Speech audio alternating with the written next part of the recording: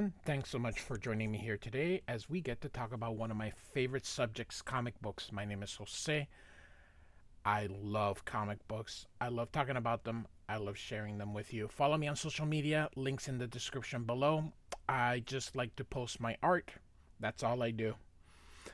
And we're going to be looking at The Big Guy and Rusty the Robot, written by Frank Miller and drawn by the one and only Geoff Darrow. Before we just gonna have you take a look at this cover. So I have this exact same book. I've mentioned this before. I own everything that I show.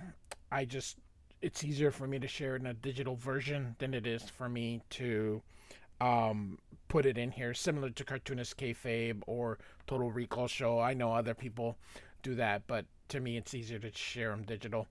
Um, my daughter works at a half price bookstore, so this is one of the gems that I was able to get for not very much. Look at the Geoff Darrow. Look at every piece of slobber. This is why I wanted to show it. So, it's a very simple story per se. Look at this. Oh, goodness gracious. Geoff Darrow shows such level of detail. We're also going to be looking at Hard Boiled. So, um, I think Geoff Darrow just kind of drew what he wanted and then gave it to Frank Miller. I think there was like a story outline, but Geoff Darrow pretty much. Um, so very cool stuff. So again, look at this detail. Look at that. Oh, so here we go. So, like I said, the story is relatively simple, and most of the things that we're gonna do here is look at his beautiful art and look at all this detail that he puts into the controllers. The oh goodness gracious, amazing stuff. This is like if you're familiar with Astro Boy. This is sort of um what um goodness, it's just overwhelming looking at all this. This guy draws every screw, every goodness gracious, love the monkey there. Uh, oh my goodness gracious. So what essentially this is that the story basically revolves around an attack in Tokyo by a giant reptilian creature that is originated from an experiment gone wrong. Look at this. Look at this. Look at the beep. Oh my goodness gracious. Even here. Goodness. Goodness, goodness. Look at this. Frank Miller has a love of manga, and it really shows in some of these stories that he tells, not just in Ronin, but here. Goodness gracious. Goodness gracious. So this monster will basically go on a rampage here in Tokyo, which is just an excuse to have Geoff Darrow draw destruction. I mean, this when you look at this level of detail, this has to take him forever to draw. These were two originally. This I believe these were like two issues, and they were oversized. I mean, look at this. Look at this. Frank Miller's just adding some dialogue. So this creature here has contempt basically for humanity. So um he's gonna eat them. Ah, goodness. How remarkable this is. So this is like the stomach acid. So He ate them and they're getting dissolved. So,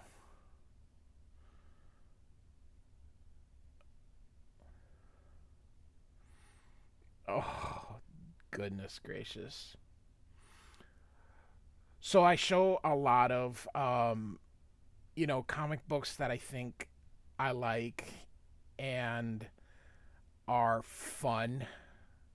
But and so he's turning the people into like these new new creatures. So, oh, the level of detail is remarkable. You're gonna it's just a fun read because it's a simple story, so you can focus on the art, which I think is fantastic. And mostly because you don't see very many people draw like Geoff Darrow. He is truly one of a kind because nobody renders this much detail. I remember the first time I saw Geoff Darrow's work, and I was just like, this is impossible. How can people, how is this much detail possible? But um, for I believe last October during Inktober, I was doing the cartoonist kayfabe Inktober thing that they did, and one of them was Geoff Darrow. So I did a dinosaur head, and that was fun. I try to do it in his style, just basically putting in a lot. Look at this tank. Just putting in a lot of those lines and details that he puts in. See, like, and notice he doesn't do a lot of blacks, so that's very different as well. So, oh, look at that. Ooh,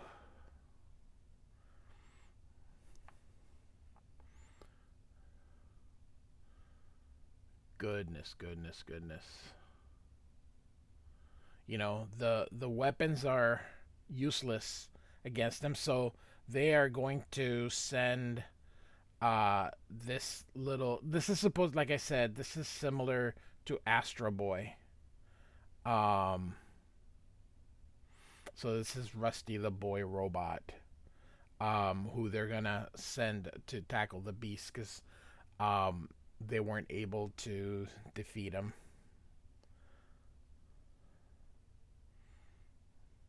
Look at the buildings. Wow. Just I thought this would just be a fun video to show this amazing art. Look at all these lines on this dinosaur and all this. Oh, goodness.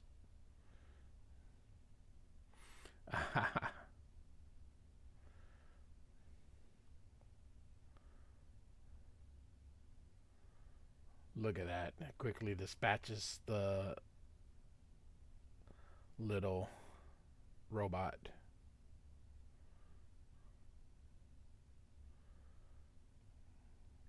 He just puts in such level of detail.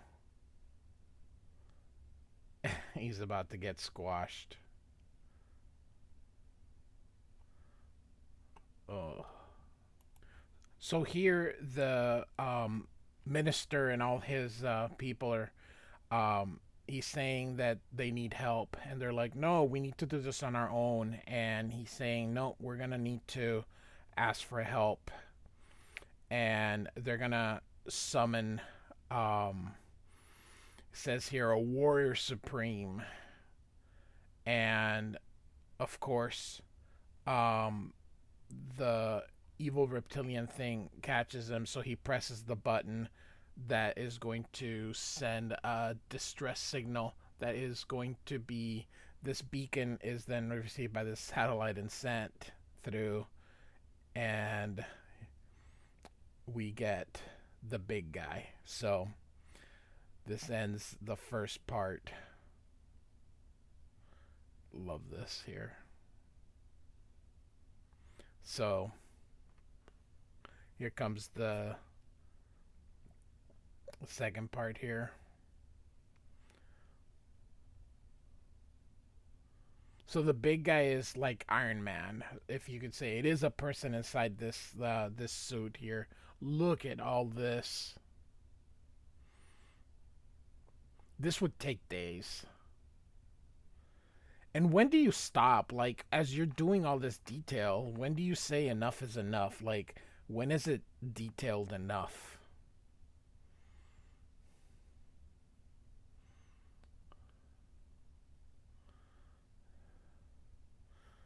Oh, goodness gracious. I mean, I would even estimate that it probably took him 6 months to complete 2 issues, just based on all the level of detail here. So eventually, here, what's going to happen is Big Guy and Rusty are going to team up. This is basically, like I said, Astro Boy is. Look at this. Boom.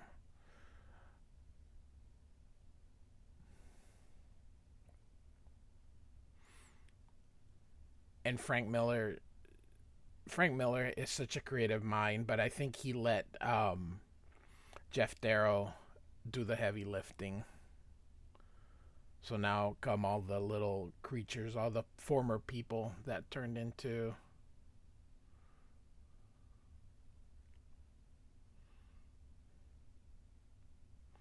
This is just a classic monster tale where a monster comes in, endangers the city, and then you gotta. It's similar to, if you like One Punch Man. It's essentially every story arc of One Punch Man. It's just a monster coming through, and um, but people are suckers for that because they keep selling well. So the idea is done over and over and over again, and you just got to find creative ways.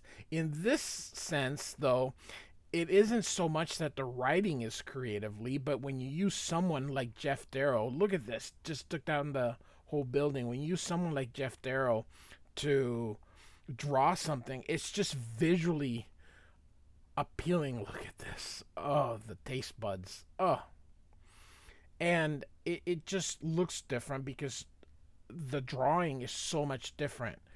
If you were to, I don't know, if you were just to do this in a manga, it's been done a gazillion times, but getting someone like Geoff Darrow who's ultra detailed, you can do it. Todd McFarlane could probably do one, and people would probably go, "Oh, that's pretty cool."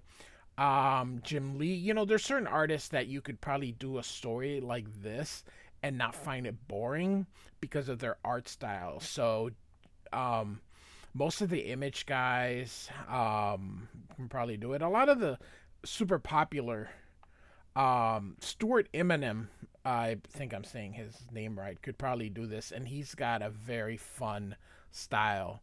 In fact, if you ever seen him with Warren Ellis's, um, is it next? No, Next Man is John Burns. Um, I forgot the thing, but he did a story with Warren Ellis that was Next Wave, maybe.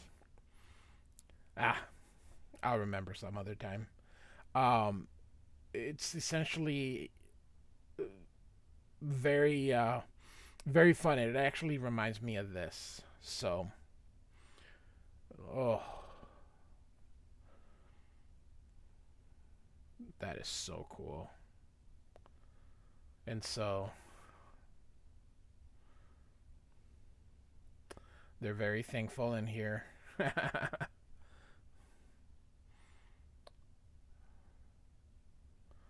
Oh, so now we have another crisis. Now it's with cows. So the two of them. So the end for now. So now this one I believe is Geoff Darrow here. Look, this is a um a cover. Oh, look at that.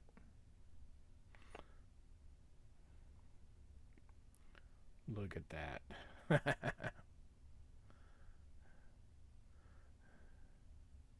These were mock covers.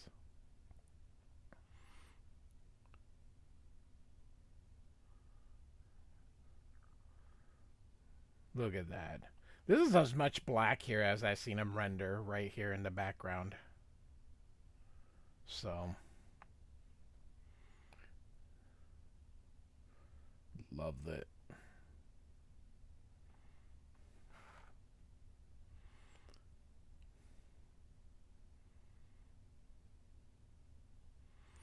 These are supposed, so when you see the dates down there, that's not really when they were done. It's supposed to be like a homage.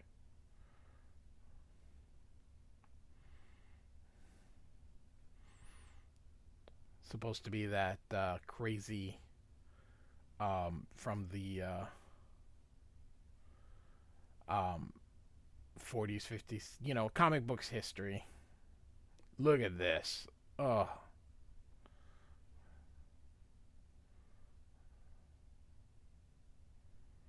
very, very cool.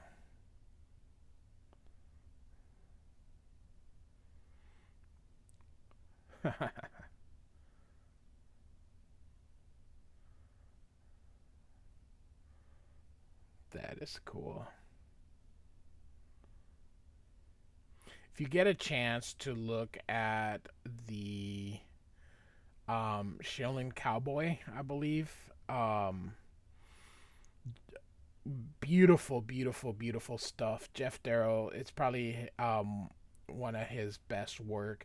The level of detail is amazing.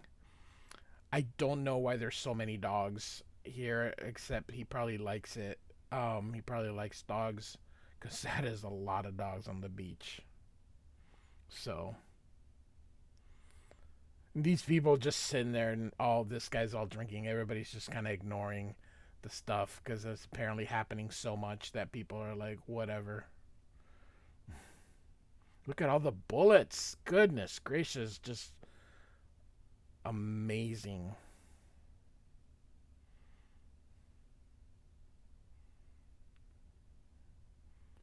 Oh, so I picked this up because I just love this. Um, I have this. I have Hard Boiled. I have the Shaolin Cowboy. Good stuff.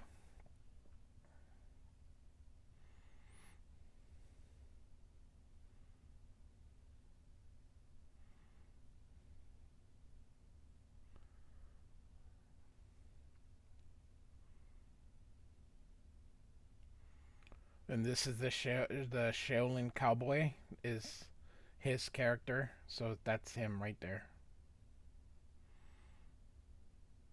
We'll have to cover, I think, parts one and two.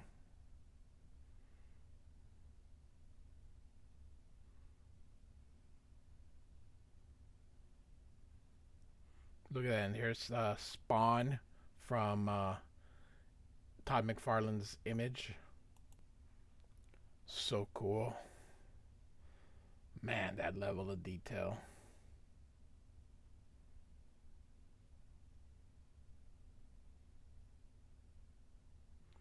And so here we go. So I hope you enjoyed it. It is just so much fun to just kind of. I love it when we can just look at a comic book and I don't have to worry too much about narrating or what's going on because it's just so freaking cool. So hope you enjoyed it. Frank Miller and Geoff Darrow's Big Guy and Rusty the Boy Robot from 1995. Thanks for listening. Bye.